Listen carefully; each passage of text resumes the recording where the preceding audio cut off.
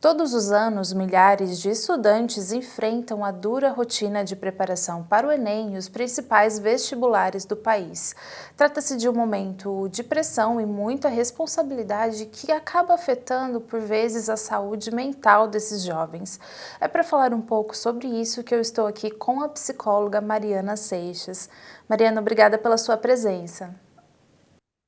Eu que agradeço, Carol. Um prazer estar aqui falando sobre um assunto que é tão importante e não é todo mundo que tem acesso, né, a um trabalho, a uma psicoterapia, principalmente no foco vestibular, Enem, né? Sim, com certeza. O assunto é importante sempre. E eu gostaria então de começar, Mariana, te perguntando o seguinte: geralmente os estudantes que estão aí passando por essa fase, eles são adolescentes, né? Isso acaba sendo um fator que contribui para eles terem dificuldades de lidar com as emoções que cercam essa etapa aí da vida? Bom, a gente entende que a adolescência, ela é um processo de amadurecimento cerebral além dos hormônios, né? Então, é uma fase onde há, sim, uma instabilidade de humor, uma oscilação de humor, de pensamentos e tudo mais. Veja, a gente sabe hoje que o que determina as nossas emoções é a maneira como a gente interpreta aquela realidade, aquela situação. Então, vai depender muito de como aquele adolescente vai interpretar a prova de vestibular, seja ela Enem, a gente pode até englobar tudo, né? Na Uhum. prova do vestibular, né? Ou Enem, ou das faculdades tradicionais que não utilizam o Enem. Então, vai depender, sim, da forma como ele vai pensar sobre aquilo. Tem algumas coisas que o adolescente, eles têm uma intensidade maior. Então, quando ele passa por alguma situação de estresse, aquilo é vivido de uma forma mais intensa, né? Isso já é compreendido por nós. Uhum.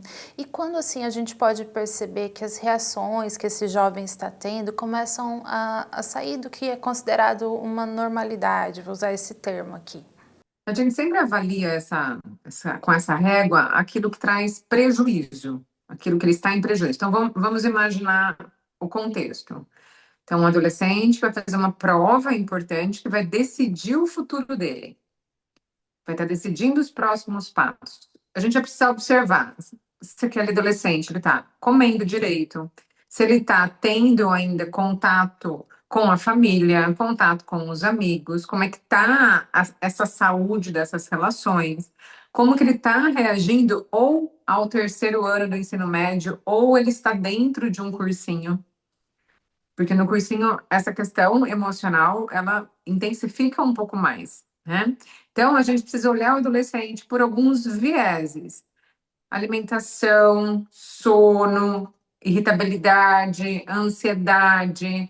Se ele tá, qualquer coisa que você pergunta sobre o assunto, ele já estoura, ele não tem paciência. Aqueles hábitos que eram comuns e prazerosos, ele para de fazer.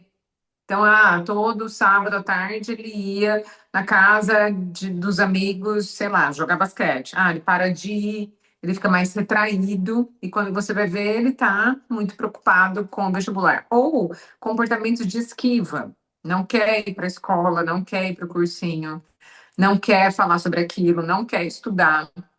Então, tudo aquilo que o adolescente está passando, que a gente vê que mudou aquele comportamento, mesmo que sutil, já é um sinal para nós que está tendo algum prejuízo. Eu atendo muito vestibulando, né? Bastante. Então, vai de sintomas, desde comecei a roer a unha ou arrancar fios do meu cabelo, até eu não querer ir para aula, né? Até eu realmente criar um mecanismo de não querer estudar, né? Então, a gente analisa esses hábitos e a forma como eles se relacionam nessas esferas para a gente ver se está tendo prejuízo ou não. Eu respondi essa pergunta? Respondeu, claro. Tá. Exatamente isso. Tô E falando, né? não, pode ir tocando aí, você é a especialista no tema.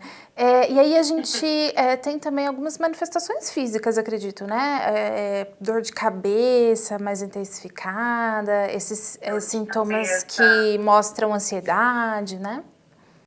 A dor de cabeça, dor de estômago, às vezes até taquicardia, às vezes até uma questão assim de constipação, de muitas espinhas, até dermatites, como psoríase também pode acontecer, dependendo do Nossa, grau de estresse desse vestibulando, isso também acontece. E é muito interessante que o sofrimento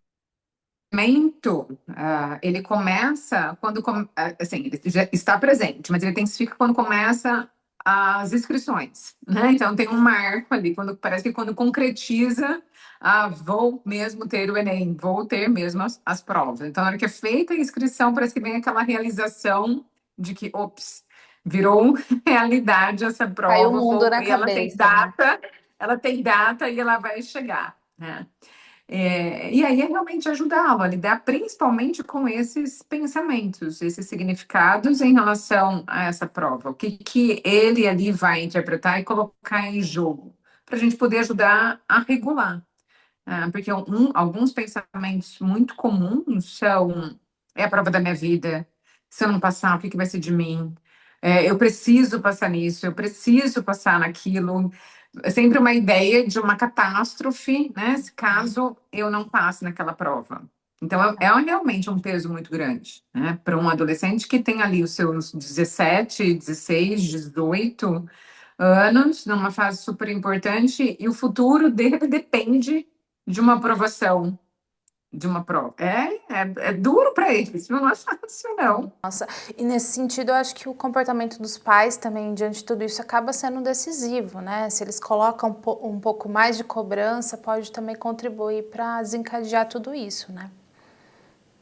Sim, existe atitudes dos pais que elas são muito funcionais e tem atitudes que podem causar algum dano, né? Lembra, tudo vai depender de como aquele adolescente, aquele filho vai interpretar aquelas atitudes. A gente às vezes, para uma atitude de cobrança, por exemplo, para uma pessoa pode ser uma motivação muito legal, mas para outra aquilo pode ser terrível. Então, a gente também precisa olhar essas características bem individuais, das famílias individuais, e não ter uma receita. Mas, o que que é de forma geral, e falando de ser humano?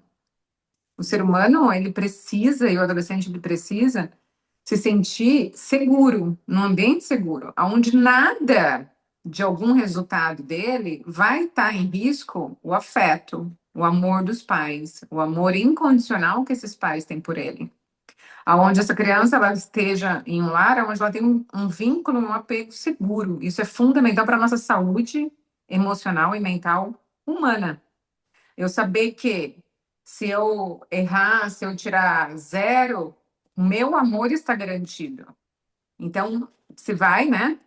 Chegar a alguns pais, os pais realmente ter um cuidado muito grande em como que eu cobro esse resultado do meu filho, Uhum. deixando numa linguagem muito tranquila que eu não que aquilo nada tem a ver com o amor incondicional que eu tenho por ele, mas eu só me coloco como uma pessoa que eu vou tentar ajudá-lo a criar uma estratégia mais eficaz de estudo, a ver o que está dando certo, o que não está dando certo, se meu filho precisa de professor particular, se não precisa de professor particular, qual a estratégia que eu vou ajudá-lo para ele alcançar o objetivo. Porque a cobrança ela é muito fácil. Ah, você não estudou? Ah, não está estudando. Porque tem disso muito, tá, né? Sim. Para ficar no celular você fica, mas se você não fica, isso não ajuda em nada, isso só piora o adolescente. Ele só se sente pior. Não, o que que ele precisa? Ele precisa que, filho, como é que tá a tua evolução? Você está sentindo que hoje você sabe mais do que ontem? Você está sentindo que a forma como você está estudando está sendo eficaz? Né? Você está vendo esse processo? Putz, mãe, não. Física tá ó. Então tá, então vamos juntos achar a solução para física. A gente vai arrumar professor, a gente vai fazer aula particular, o que que a gente vai fazer para que o teu aproveitamento em física melhore, para que isso aumente as suas chances de você atingir o teu objetivo. Então, sim, né, o comportamento dos pais, eles poderiam ser bem adequados nisso que a gente está falando, em serem pais que vão estar juntos, ajudando essa criança, adolescente, a atingir seus objetivos. Perfeito. E Mariana, tem se tornado comum, assim, pelo que você acompanha no dia a dia, né, nos atendimentos que você realiza, esses jovens optando, às vezes, por usar medicamentos controlados, como se isso fosse ajudar nesse processo todo, né, melhorar a concentração, isso está acontecendo? Olha, não na minha realidade aqui de consultório. A Uhum, gente não tem esse viés. Vou tomar uma medicação para aumentar o meu foco. uhum, Até porque se está comigo, eu jamais iria permitir uma perfeito. estratégia dessa, né? Então, assim, Uhum, então primeiro vamos ver se há necessidade mesmo, vamos passar por uma avaliação neuropsicológica, vamos passar com um psiquiatra ou um neuro para ver se o seu cérebro existe algum TDAH que você vai se beneficiar com essa medicação.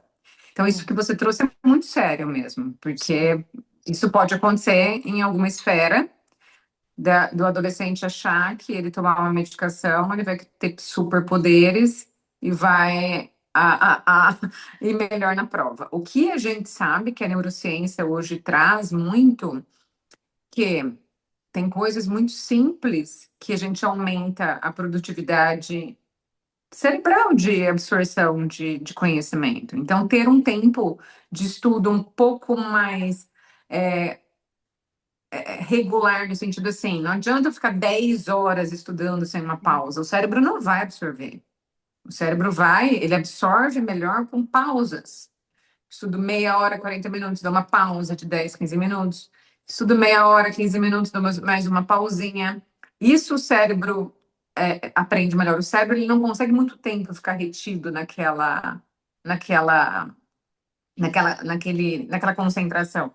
Não sei se você lembra, mas assim, eu lembro muito de mim, né? Chegava as aulas na escola, era 50 minutos, né? Eu lembro que E, chegava nos 40 minutos, eu já estava começando a acabar isso, tipo, o cérebro já desliga. e a geração Isso. atual tem toda essa tecnologia, né, que muda também essa questão da atenção, né? O cérebro ele não consegue sustentar a concentração muito tempo, né? Então a gente precisa olhar para isso que com mudanças na rotina do adolescente, a gente consegue melhorar muito a parte cognitiva e a performance ali do estudo. Essa é uma. Outro é ajustar muito bem o sono. Um cérebro que não dorme, esquece, ele não vai absorver no outro dia. Outra questão é a alimentação. A gente sabe hoje que existem alimentos que lentificam o cérebro e alimentos que deixam o cérebro uau, né? Por exemplo, o açúcar. Açúcar, ele deixa o cérebro lento. Uhum. Agora, se eu dou para o meu cérebro gorduras boas que estão nas castanhas, que estão num peixe saudável, aquela gordura ela vai óleo de coco, né? É que eu não vou entrar muito nisso, senão não é minha área, né? Acho que é bom uma nutricionista falar. Mas são coisas que a gente que trabalha com essa demanda, a gente precisa saber por quê? Porque tem como a gente ajustar um monte de coisas para melhorar aquela performance e não pensar na medicação. Claro, quando há necessidade, quando precisa de fato, quando há prejuízo comprovado, lógico, a medicação está aí para essas situações, né? E dentro desses vários elementos que você citou aqui para gente que ajudam, né, nesse processo, a atividade física também é fundamental, Sim. né? Sim, sim, sim, sem dúvida nenhuma, né? É necessário ali aquela descarga um pouquinho de adrenalina ao longo dos dias. Meus vestibulandinhos que estão no cursinho, que geralmente eles querem faculdades um pouco mais concorridas e numa competição um pouquinho mais de alta performance ali, é indicado atividade física pelo menos 3 vezes na semana Uhum. para eles se autorregular, porque todos aqueles hormônios liberados, aquilo ajuda demais. É saúde cerebral, a gente acha que é só saúde física, a gente é uma coisa só, né? Está tudo interligado. Perfeito. Mariana, a gente vai se encaminhando aqui para o fim da nossa entrevista, mas gostaria que você encerrasse falando um pouquinho para a gente em que momento a ajuda psicológica deve entrar aí nessa equação. Quando os jovens precisam se atentar para isso, os pais. Bom, primeiro, se ele tiver com algum prejuízo emocional relacionado a isso, né? Qualquer questão que ele esteja incomodado com o vestibular ou com o próprio percurso natural. Então, se começou o terceiro ano do ensino médio e ele já começou com algum sofrimento em relação a isso, é hora de vir, né? Os alunos de cursinho já indicaria também no começo do ano, porque é um trabalho no primeiro semestre e é outro trabalho no segundo semestre, quando começam as provas. Então, quando começam as provas, a gente já quer que aquele adolescente já tenha aprendido um monte de coisa para ele se preparar só pela prova. Imagina um atleta, um atleta. O vestibulando nada mais é do que um atleta intelectual, né? Que é uma competição. Imagina um atleta, assim, quanto mais cedo ele começa um tratamento psicológico para ajudá-lo a lidar com os treinos, em como ele treinar melhor, em como ele fazer aquele processo, mais ele está preparado para quando de fato abrir a agenda das competições reais ali, né? Valendo. Ele está mais preparado. Mas vem alguns também que vem na hora da competição. Aí a gente vai e corre e ajuda e dá para ele tudo que ele precisa. Mas é indicado, se ele perceber algum incômodo em relação a isso, já vir logo que ele percebe, para ele ter tempo de diluir tudo isso, transformar, ressignificar, e isso não comprometer o dia da prova, que é um preparo para um dia, né? O Enem são 2 dias, e o Enem tem um componente também que é uma prova de resistência física, é uma prova muito longa, então não é só intelectual. Eu preciso estar bem também fisicamente para aguentar aquela prova longa, né? É muito extensa, é muita leitura. Então, imagina um trabalho bem feito ao longo do ano, eu vou para essa prova muito mais preparado para ela. Perfeito, Mariana. Agradeço mais uma vez sua participação aqui com a gente, com essas dicas, né? E discussão tão importante para essa galera aí que está a fim de entrar no ensino superior. Espero atingir, as pessoas escutem, qualquer coisa estou à disposição. E vamos que a vida, né? Daqui a pouco temos Enem, daqui a pouco temos vestibular. Exato. Obrigada, Carol. Eu que Obrigada. agradeço. Bom, e você que está acompanhando a programação da TV e Rádio Câmara, continue com a gente. Até mais.